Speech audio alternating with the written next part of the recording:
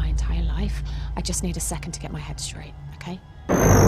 Castle doors addict to people needing a second.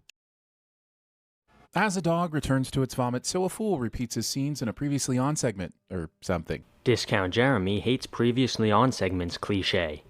I know Disney feels like they own everything, but it seems a little ballsy to put a post-apocalyptic Hogwarts in your TV show. Discount Jeremy makes a pop culture reference that isn't a sin of the episode cliche.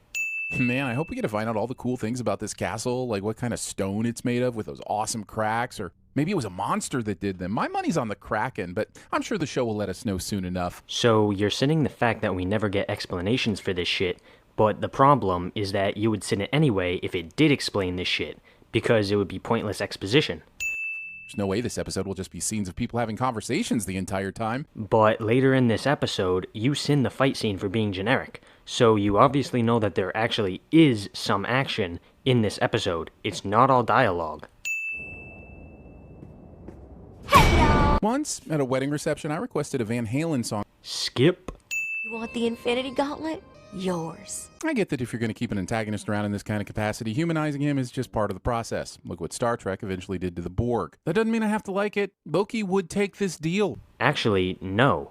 I mean, ask yourself this. If Loki craves power, why the fuck would he settle for the Infinity Gauntlet when he's seen firsthand that the Infinity Stones don't work in the TVA, and control over time itself is the most powerful anyone can possibly get?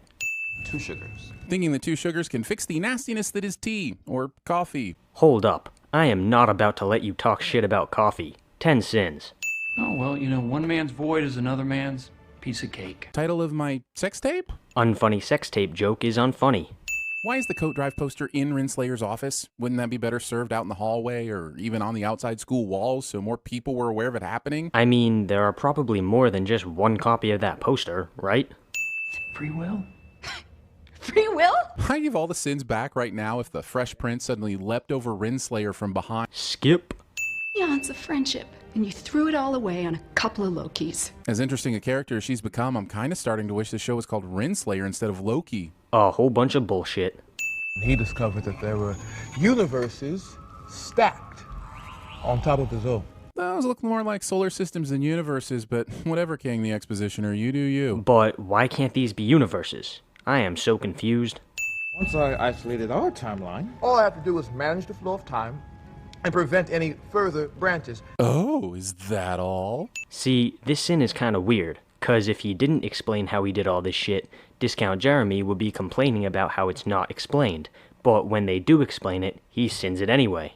Glad to see the MTU isn't faltering on their stabby pew pew finale resolutions. There's something to be said about being consistently predictable with the final battles. But earlier you complained about how there's so much talking in this episode, but when an action scene comes along, you sin it anyway. Because I don't want to hurt you. I don't want to close my eyes.